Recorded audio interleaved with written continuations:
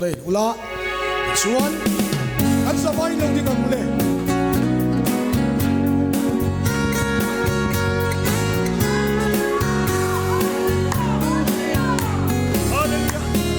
Damlaw nat na si tuar tuten Inne nan ron pan khan nun na le dam na ipe Satuan nun na le dam na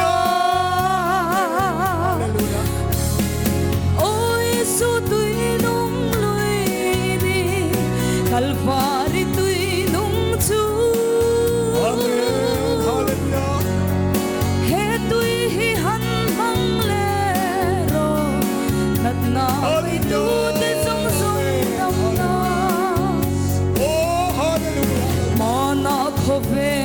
Ifan lai kha inne na ta dam na mi ten an lo chan chin kha tu na po chan kan du ve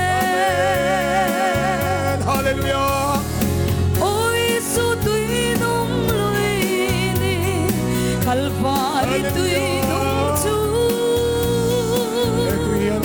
he tui hi han mang nat na vai tu te song song dam na Hallelujah amen hallelujah ring hel lovin ron pan thoi ro isuan ne na dam na chu lalpa fakin chu pa pan se la mo dam na lalpa ne na lo tu so yang be ang cha ai so ya ni patya na lo tu so yang hallelujah su tui nung lui ni kalvari tui nung chu he tui hi han mang le ro nat na vai tu te song song dam na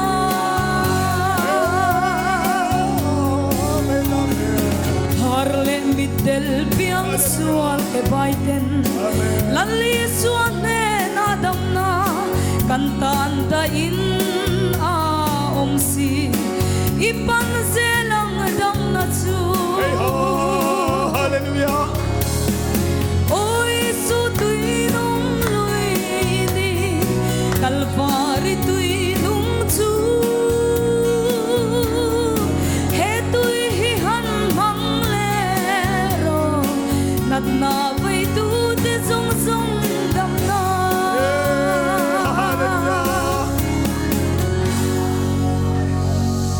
hallelujah vui khat na sa se pa ne put beng thei chuan kan ven ma azong thei ma kan so na hallelujah dei pe tuan tuan ako lalpan bin ki na mawangin lalpa ne alom tu so yang rit na dugin lalpa ya ba mo lo nat na si tuar tuten hallelujah inne nan ron pan na le dam na ipe Satuan nun na le dam na oi su tui nung lui ni kalvari tui nung chu he tui hi han mang le ro nat na vai tu te song song dam na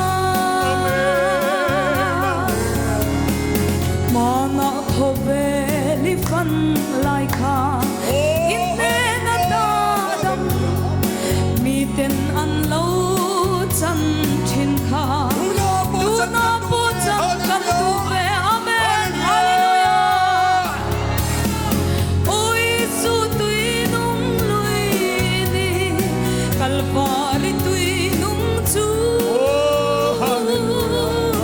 he tui hi han mang le ro nat na vai tu te song song dam na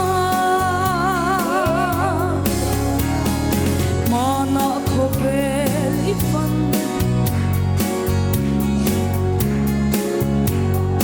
kantan nun na le dam na isu min pe ang cheo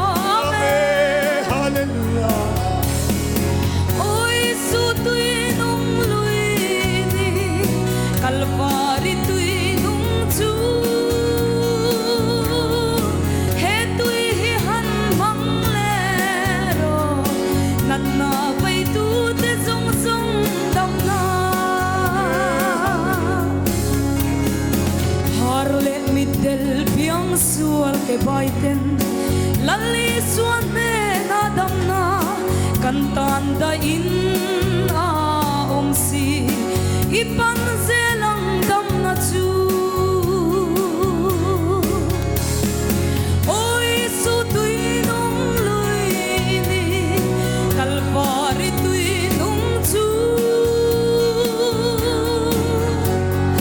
he tui hi han mang le ro nat na vai tu te song song dam na lali su Hallelujah. Hallelujah. Lalpa rupui pero se. Amen. Tikhanin in combat lama bura lala du te pon kan la anga atro me patiene na lom tu soi na trong trai te poite kan nei ange. Hallelujah. Minti damawangin lalpa kan loma lom thu kan khilache. Ming ro pui chu choi moi nom seng ro se. Oh lalpa. Hallelujah. Sanina hian kan tisa mai ni labin kan kharau po minti dam te lang che. Hallelujah. Kharau thar so ko rong bol du ni kau khat min siam thar la. Kharau dong lo den lo dong sela. Siam thar na chang lo den lo chang sela. La ya lalpa ming fang le choi moi thei lo. Khub zai ne ban wai khato te pon lalpa tam na lo chang zel ro se. Oh sanina kan hun man te lalpa min man pui wang lo thu kan khil la che. Hei mai kan du tok lo. Ikaw khana hian nang ma na tho ro pui jok lo then se lang che. Chandam tu hi sui ming them kan ron di le. Amen. Kan lanunung tur kha kan ho mai tang. O mangai na khoveleng tu ti kha kan se din ming setiam sela kan ho ni se change.